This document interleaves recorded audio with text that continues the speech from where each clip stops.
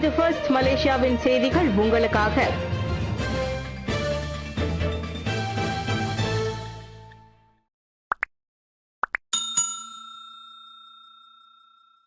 திருட்டு மோட்டார் சைக்கிள்கள் குற்றத்தை மறைக்க 9,000 ரிங்கெட் லஞ்சம் வாங்கிய 5 போலீஸ்காரர்கள் பினாங்கில் கைது. திருட்டு மோட்டார் சைக்கிள்களை வைத்திருந்த குற்றத்தை கண்டும் காணாதது போலிருக்க 9,000 ரிங்கெட்டை லஞ்சமாக பெற்ற சந்தேகத்தில் ஒரு மூத்த அதிகாரி உட்பட 5 போலீஸ்காரர்கள் பினாங்கில் கைதாகியுள்ளனர். மலேசிய ஊழல் தடுப்பு ஆணையமான MACC-யின் பினாங்கு கிளையின் இயக்குநர் டாக்டர் எஸ். கருணாநிதி அதனை உறுதிப்படுத்தினர். 20 முதல் 40 வயதிலான அந்த ஐவரும் வாக்குமூலம் அளிக்க நேற்று MACC அலுவலகம் வந்தபோது கைதாகினர். வெள்ளிக்கிழமை செபரங் பிறையில் சோதனை ஒன்றின் போது அந்த ஐவரும் லஞ்சத்தை கேட்டு பெற்றுள்ளனர். மோட்டார் சைக்கிள் பழுது பார்க்கும் பட்டறையின் உரிமையாளரிடம் இருந்து ரொக்கமாக லஞ்ச பணம் கைமாறியதாக நம்பப்படுகிறது. 24 மணி நேரம் விசாரணைக்காக தடுத்து வைக்கப்பட்ட பிறகு MACC உத்தரவாதத்தின் பேரில் அவர்கள் ஜாமீனில் விடுவிக்கப்பட்டனர். நகைச்சுவை நடிகர் சத்யாவின் இடது கால் துண்டிப்பு இல்லை, மருத்துவர்கள் முடிவு. நீரிழிவு நோயால் பாதிக்கப்பட்ட நாடறிந்த நகைச்சுவை கலைஞர் சத்யாவின் இடது கால் விரல்கள் ஒன்று மட்டுமே துண்டிக்கப்பட்டது. ஜூலை 31ஆம் தேதி பெருவிரல் மட்டுமே நீக்கப்பட்ட நிலையில் அதே நிலைக்கு ஆளாகலாம் என முதலில் ஐயுறப்பட்ட மேலும் 2 விரல்கள் காப்பாற்றப்பட்டதாக அவர் கூறியுள்ளார். அவ்விரு விரல்களிலும் தற்போது மருந்து மட்டுமே போடப்படுகிறது என்றார் அவர். 61 வயது சத்யாவின் இடது காலில் 3 விரல்கள் துண்டிக்கப்பட்டதாக முன்னதாக தகவல்கள் வெளியாகியிருந்தன. இந்நிலையில் மேலும் கிருமி பரவினால் இடது காலை பாதம் முதல் கணுக்கால் வரை துண்டிக்க வேண்டி வரலாம் என சத்யாவும் கூறியிருந்தார். இதையடுத்து கடந்த வெள்ளிக்கிழமை அம்பாங் மருத்துவமனைக்கு மேல் பரிசோதனைக்காக சென்றபோது கால் துண்டிப்பு தேவையில்லை என தெரிவிக்கப்பட்டது. பேராக் சுல்தான் தாக்கப்பட்ட சம்பவம் தொடர்பில் வெளியிட்ட Facebook பதிவு. மன்னிப்பு கோரிய பாஸ் சட்டமன்ற உறுப்பினர். பாஸ் கட்சியின் மஞ்சோய் தொகுதி சட்டமன்ற உறுப்பினர் ஹபீஸ் சப்ரி பேராக் மாநில அளவிலான தேசிய தின விழாவில் சுல்தான் நஸ்ரின் ஷாவை உட்படுத்திய பாதுகாப்பு மீறல் குறித்த தனது Facebook பதிவுக்காக மன்னிப்பு கேட்டுள்ளார். ஆரம்பத்தில் பெற்ற தகவலின் அடிப்படையில் தவறாக ஒருவரை அடையாளம் காட்டியதாகவும் ஒரு சில நிமிடங்களில் பதிவை சரி செய்ததாகவும் அவர் கூறிக்கொண்டார்.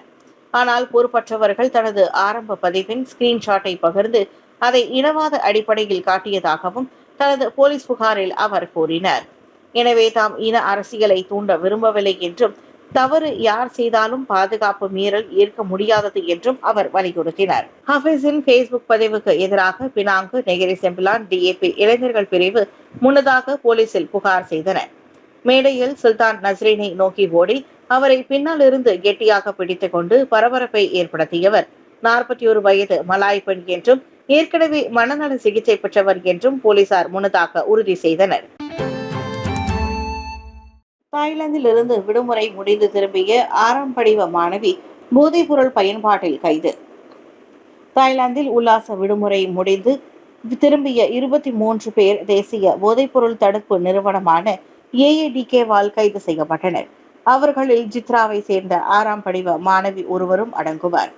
புகிட் காயு ஹிதாம் சுங்க குடிநுழைவு, தனிமைப்படுத்துதல் மற்றும் பாதுகாப்பு சோதனை சாவடிகள் சனிக்கிழமை பிற்பகல் 3 மணிக்கு தொடக்கம் நேற்று மதியம் 1 மணி வரை மேற்கொள்ளப்பட்ட ஓப் மெர்டேகா 2025 சோதனையில் அவர்கள் சிக்கினர். 31 பேர் சிறுநீர் பரிசோதனைக்காக உட்படுத்தப்பட்டதில் அந்த 18 வயது மாணவி, அவரின் 25 வயது காதலர் உட்பட 23 பேர் பல்வேறு போதைப்பொருள் குற்றத்தை உட்கொண்டது உறுதி செய்யப்பட்டது. அந்த மாணவி உட்பட பலர் டானோகில் கேளிக்கை மையத்தில் உல்லாசமாக இருந்தபோது போதைப்பொருள் பயன்படுத்தியது தெரிய வந்தது. மேல் விசாரணைக்காக அனைவரும் தடுத்து வைக்கப்பட்டனர். குறைந்த வருமானம் பெறுவோரில் 70 விழுக்காட்டினர் தொற்றா நோயால் பாதிப்பு. அதிர்ச்சி தகவல். பெகா B40 திட்டத்தின் கீழ் கடந்த ஆண்டு இலவச சுகாதார பரிசோதனைகளில் பங்கேற்ற 3,01,650 பேரில் கிட்டத்தட்ட 70 விழுக்காட்டினருக்கு குறைந்தது NCD எனப்படும் தொற்றா நோய்களான மாரடைப்பு, பக்கவாதம், சிறுநீரக செயல் இழப்பு போன்ற தொற்றா நோய்களில் ஒன்றின் பாதிப்பு இருப்பது கண்டறியப்பட்டது. மேலும் இந்த மலேசியாவில் வளர்ந்து வரும் சுகாதார நெருக்கடியை காட்டுகிறது என protect health கார்ப்பரேஷனின் doctor Yusni Aries தெரிவித்தார்.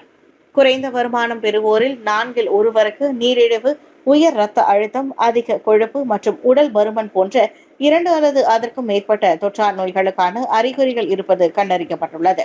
அவர்களில் பலர் தங்களுக்கு தொற்றா நோய்கள் இருப்பதை உணராமல் இருக்கலாம் என்று யூஸ்னி அஸ்ரே சுட்டிக்காட்டினார்.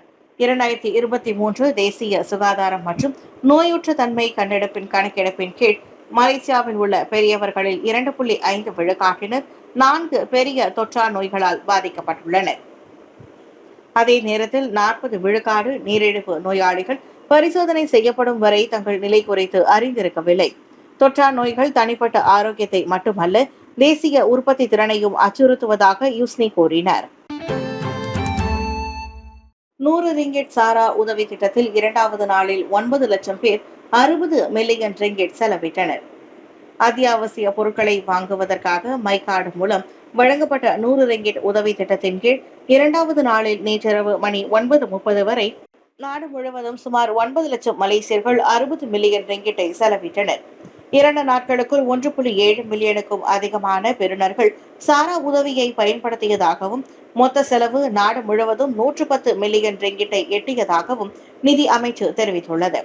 இன்று 20 விழுக்காட்டினர் கூடுதல் பரிவர்த்தனைகளை செயல்படுத்த மைகாஷி அமைப்பு மேம்படுத்தப்பட்டது. திறன் அதிகரித்த போதிலும் இந்த அமைப்பு இன்னும் பல இடங்களில் செயலாக்க நெரிசலை அதிகரிக்கிறது. நகர்ப்புறங்களில் உள்ள முக்கிய பல்பொருள் அங்காடிகள் மதியம் 1 மணி முதல் 2:30 மணி வரை அதிகமானோர் மைகாஷி கணினி முறையை பயன்படுத்தியதால் உச்ச நேர நெரிசலை கண்டன. நிலைமையை நிர்வகிக்க களத்தில் உள்ள பிரச்சினைகளை தீர்க்கவும், சில்லறை விற்பனையாளர்களுக்கு ஆதரவு அளிக்கவும் பெரிய பல்பொருள் அங்காடிகளில் மைகாஷி ஊழியர்கள் நிறுத்தப்பட்டனர் என்று நிதியமைச்சு வெளியிட்ட அறிக்கையில் குறிப்பிட்டது.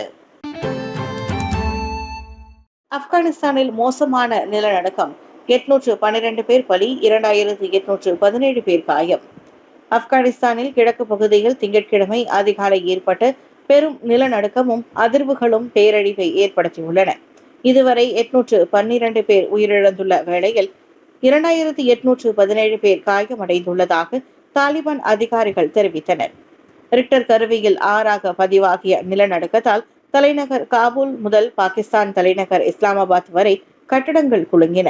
சுமார் 12 லட்சம் பேர் பலத்த அதிர்வுகளை உணர்ந்ததாக அமெரிக்க புவியியல் ஆய்வு மையம் கூறியது. மிகவும் பாதிக்கப்பட்ட குனார் மாநிலத்தில் மட்டும் 800 பேர் உயிரிழந்து 2500 பேர் காயமடைந்தனர். பாதிக்கப்பட்டவர்களில் பலர் அண்மையில் ஈரான் மற்றும் பாகிஸ்தானிலிருந்து திரும்பிய அகதிகளாவர். களிமண் சிறு வீடுகள் இடிந்து பல கிராமங்கள் அழிந்துள்ள நிலையில் ஐநா மற்றும் தாலிபான் அரசு இணைந்து மீட்பு நடவடிக்கைகள் மேற்கொண்டு வருகின்றன. ஆனால் சரிந்து விழுந்த கட்டிடங்கள் மற்றும் பிளவுற்ற சாலைகளாலும் பலவீனமான தொலைத்தொடர்பு வசதி காரணமாகவும் தொலைதூர கிராமங்களை அணுக முடியாத நிலையில் உள்ளதாக கூறப்படுகிறது. பயன் லபாஸில் மதுபோதையில் காரோட்டி 4 வாகனங்களை மோதிய ஆடவர் தடுத்து வைப்பு. மதுபோதையில் தனது ஹோண்டா காரை ஓட்டி சென்ற போது 4 வாகனங்களை மோதியது தொடர்பில் ஆடவர் ஒருவரை போலீசார் தடுத்து வைத்துள்ளனர். பயன் லபாஸ் ஜாலான் கேனரியில் நேற்றிரவு மணி 11:55 அளவில் நடந்த இந்த சம்பவத்தை தொடர்ந்து 55 வயதுடைய அந்த சந்தேக பேர் வழி கைது செய்யப்பட்டதாக பினாங்கு மேற்கு வட்டார போலீஸ் தலைவர் துணை கமிஷனர் சசலி அடாம் தெரிவித்தார். அந்த நபர் ஒரு புரோட்டான் X70 மற்றும் டிவைன் மர்சி தேவாலயத்தின் சாலை ஓரத்தில் நிறுத்தி வைக்கப்பட்ட பொது கார்களையும் மோதியுள்ளார். சம்பவம் நடந்த இடத்தில் பயன் லபாஸ் போக்குவரத்து போலீஸ்காரர்கள் அந்த சந்தேக பேர் வழியை கைது செய்தனர். ஆயர் இதாம் தேசா எமிலாங்கை சேர்ந்த அந்த ஆடவர் கைது செய்யப்பட்ட போது அவரது உடலில் காயங்கள் எதுவும் இல்லை. அதோடு இதற்கு முன்பு குற்றப்பின்னணி எதனையும் அந்த ஆடவர் கொண்டிருக்கவில்லை என சசிலி அடாம் தெரிவித்தார். தாய்லாந்தில் கைதான ஆடவன் மலேசியாவுக்கு M4 துப்பாக்கிகளையும் தோட்டாக்களையும் கடத்த முயன்றதாக போலீஸ் சந்தேகம். தாய்லாந்தின் செங்கலாவில் 2 M4 துப்பாக்கிகள் மற்றும் நூற்றுக்கணக்கான தோட்டாக்களுடன் பிடிப்பட்ட மலேசியர் அந்த சுடும் ஆயுதங்களை இந்நாட்டுக்குள் கடத்தி கொண்டு வர முயன்றிருக்கலாம் என சந்தேகிக்கப்படுகிறது. அவற்றை அந்நபர் அந்த அண்டை நாட்டிலேயே வாங்கியிருக்கக்கூடும் என புக்கிட் அம்ஹானின் உள்நாட்டு பாதுகாப்பு மற்றும் பொது அமைதித்துறையின் இயக்குனர் அஸ்மி அபுகாசிம் கூறினார். மேற்கொண்டு தகவல்கள் பெறப்பட்டு வருவதாக அவர் சொன்னார்.